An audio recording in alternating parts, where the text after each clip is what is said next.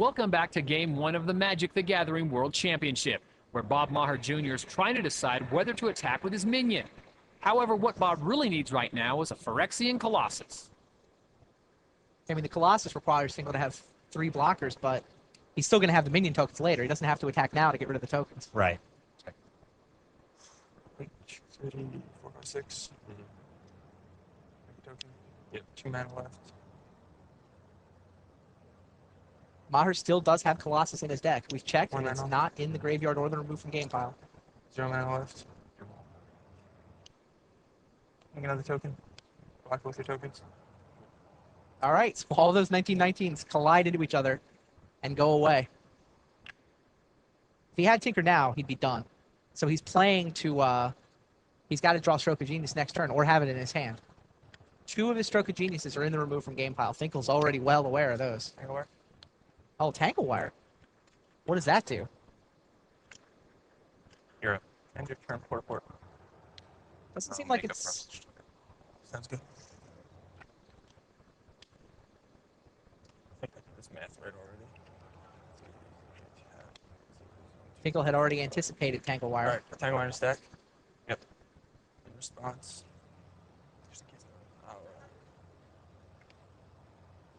Make a token. Okay. What's interesting is I think the way that Maher played it, he may not have Stroke of Genius available anymore. Stroke of Genius may not give him the win. Oh, interesting. Because he's unable to untap his Grim Monolith. He's going to Right. have to tap his lands to the Tangle Wire.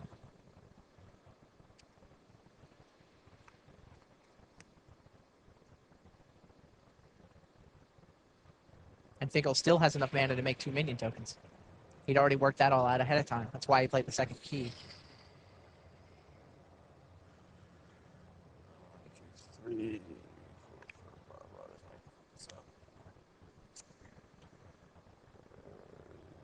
your turn. Wire in the stack, being in the stack. Yeah.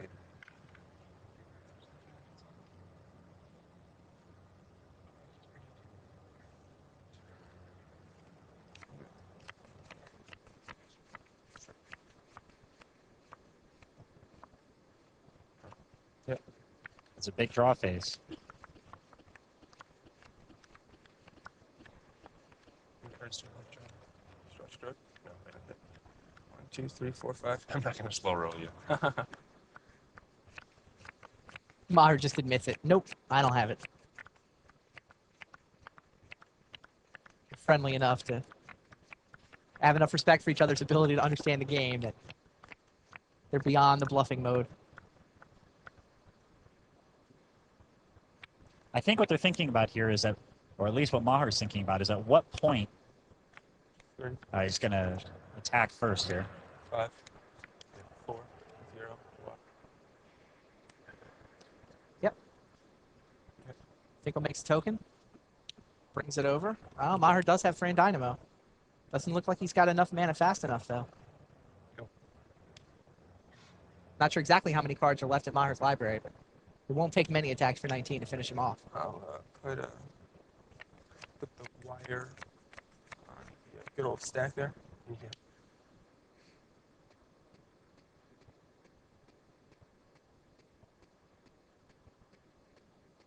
Finkel making minion tokens before processing Tangle Wire because he wants to just tap the token. Right. Tokens can't attack the turn they come into play anyway, so 4, just goes ahead and taps it.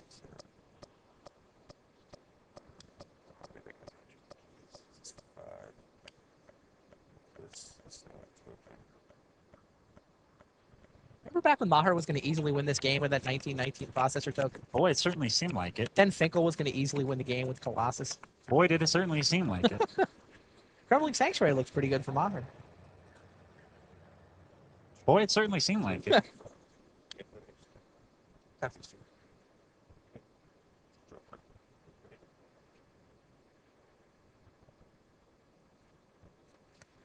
So Maher's going to take 19. Or, okay, he can make a token and block. Sure, make a token block. He needs Stroke this turn. Finkel almost out of cards in his library. Your turn. He loses the game if he's ever forced to draw a card that isn't there. Fire in the stack of beans. And Stroke of Genius will do it. Thran Dynamo means Maher has plenty of mana. Can he draw Stroke of Genius?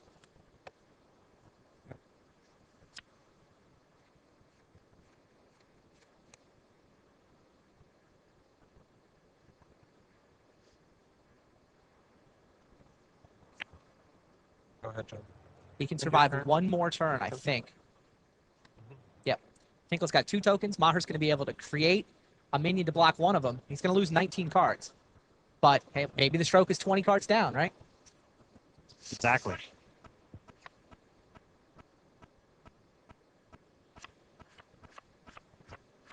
Looks like Maher will stick around to see one more draw phase. It's too late for Colossus, though. Yeah, I think you're right, Randy. It's too late for Tinker or Colossus to help him out.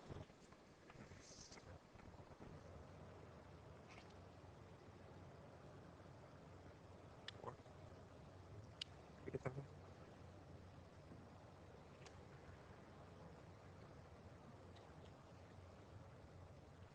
Happy still. Finkel Draw. processes Tangle Wire.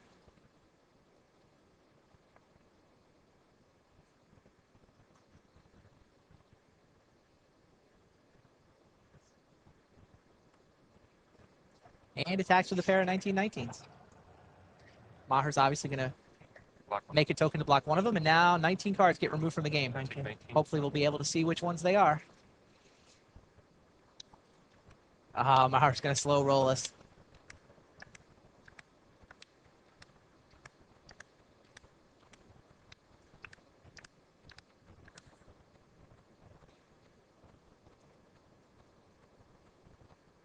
Left. He has 18 left. One more hit will finish him. Is one of these Stroke of Genius?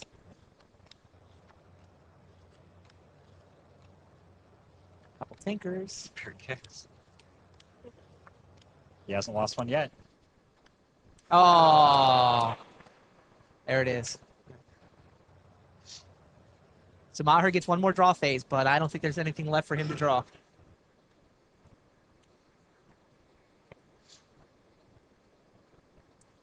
Three.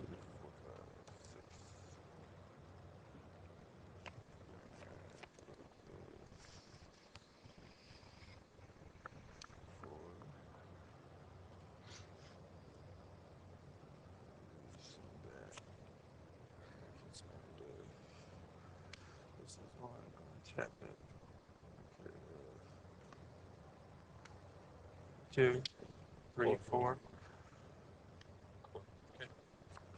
Plays Mastercore just in case he needs it. So this has got to be a stroke. Unless we've miscounted, there isn't one left. And there it is. Jon Finkel wins the most amazing game of Magic I think I've ever seen.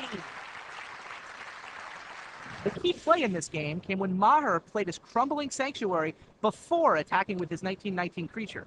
What he didn't realize was that by doing so, he left Jon with 20 life and the ability to make 1919 creatures of his own. This very slight misplay cost Bob the game.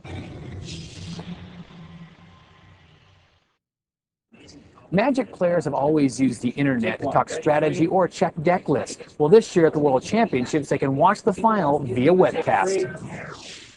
We're now going to jump ahead to the 5th and deciding game of the match between U.S. National Champion Jon Finkel and Pro Tour Player of the Year Bob Maher Jr. Let's recap the action. In Game 1, we saw one of the most amazing games of professional Magic ever played, as Finkel barely edged out Maher to jump out to a 1-0 lead.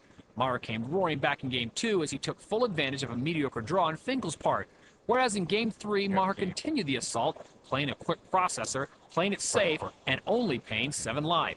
When Finkel searched for and never really found an answer, he ended up losing quickly to a swarm of 7/7s, and Maher was one game away from being world champion.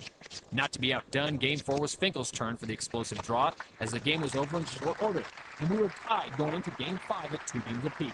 Let's learn more about Bob Maher Jr. The World Championships are on the line, but I feel surprisingly relaxed.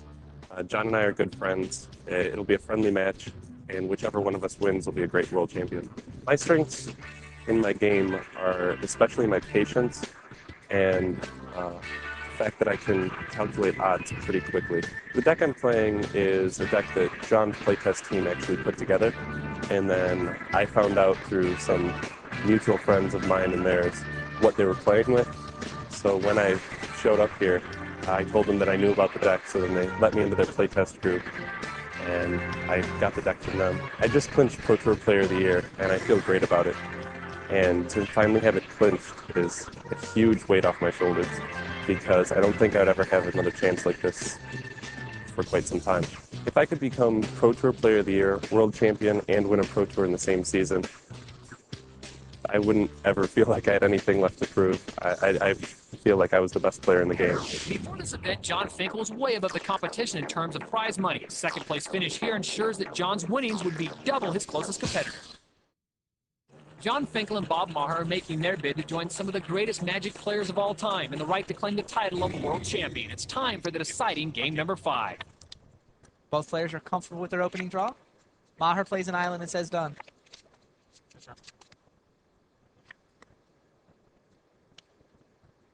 Go ahead. It's interesting that Bob Maher didn't necessarily have to be sitting here in this game. Back in game 1, he played a Crumbling Sanctuary in an attempt to deck Jon Finkel. Had to, because he was going to get killed by Colossus if he didn't. But he played it before attacking with a 1919 creature. That Finkel, later in the game, still had 20 life points left over to use to make 1919 minion tokens of his own for his own processor. And that mistake cost Bob Maher Jr. game number 1. If he attacks first, then plays the Sanctuary, there's no way for Finkel to get out of it. Okay. And Maher would already have won the World Championship. So I don't know. So now at game 5, if Maher Jr. loses this one, well, could be known as the one that got away from him. It's not clear that Maher even realizes the mistake he made. The players have been up on stage. I'm pretty sure Finkel saw it, but I haven't really seen Finkel say anything to Bob about it. Yeah, Maher may be completely unaware that he made any mistakes in this match. He's going to hear about it afterwards, though. Oh, yeah. You betcha. It won't sting nearly as much if he wins this game, though. If he wins, doesn't matter. If he loses, it matters.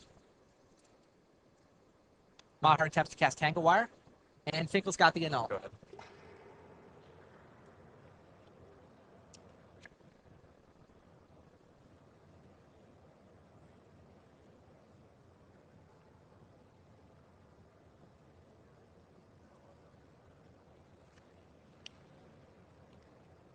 Finkel's got Tinker.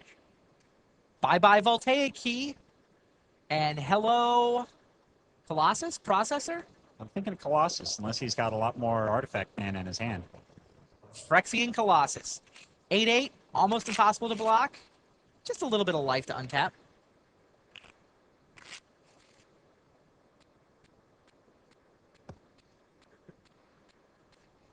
Good turn. Finkel tinkered Phyrexian Colossus into play.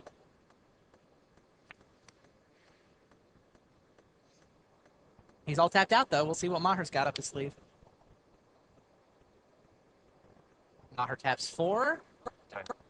For 3 and Dynamo. Taps that for 3. And plays Tangle Wire. Oh, my. That was huge.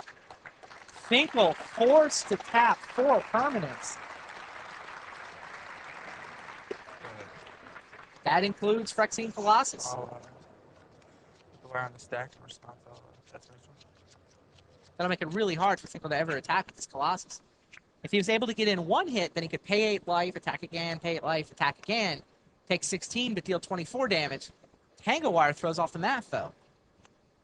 Finkel's got to find another Voltaic Key. If he's got Voltaic Key, he can get out of this. But without Voltaic Key, he'll be forced to come up with some other damage source. Land, Voltaic Key. Oh, he pays 8 life and attacks. This is the key. Oh, that was huge. That was huge. Voltaic Key. That key means Finkel won't need to pay any more life in order to attack his Colossus. We'll be right back to find out if Maher has an answer to Finkel's combo of Voltaic Key and Phyrexian Colossus.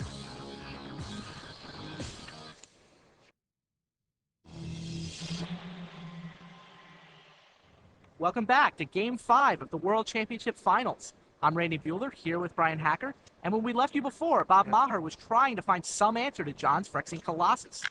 Well, Maher does have a Tinker. What should he go get, Brian? Bob's best chance right here is probably to try to get some offensive play and put Finkel under the same life pressure Bob himself is feeling right now. All right, Maher puts Phyrexian Colossus into play. That's some offense, and... oh, Tinker number 2! Now what does he go get? Wow, well, because of Bob's earlier Tangle Wire, Jon was forced to pay 8 life to untap his Colossus, putting himself at 12 in the process. Something like a Masticore coupled with a Colossus of his own here would at least give Bob a fighting chance. Yeah, it looks like Bob has decided on Masticore with Tinker number 2. Suddenly, he's got 12 power worth of offense in play, threatening a lethal counterattack. Yeah, absolutely, Randy. The fact that Bob now has 12 points of creature damage staring Jon down limits Jon's options this turn pretty severely. He can't very well use the Lone Voltaic Key to untap the Colossus and attack because Bob would just simply crack back the next turn and win the game. If he doesn't have anything else in his hand, I think Jon simply has to sit tight, say done, leave the Colossus on defense as he gets the Key and the Colossus synced up to allow both an attack and the threat of a block. Yeah, it doesn't look like Finkel's going to be able to attack this turn. He's looking at his options. Got a lot of cards, Randy. We'll see if he's got the answer yet again. That's why they call him Jon Finkel.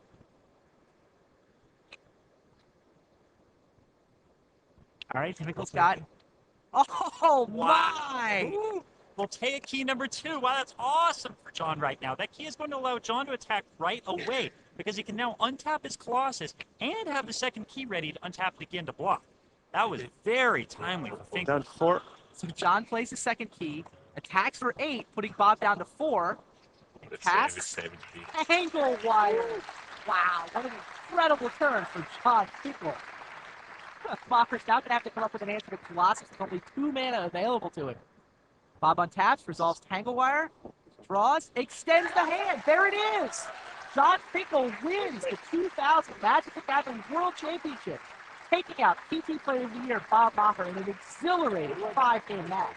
What an awesome performance from the best player in the biggest tournament of the year. So Jon Finkel takes home the title and the $34,000 first place prize. Maher earns $22,000 for second. Let's hear from the new world champion. I was worried a lot. I was down 2-1.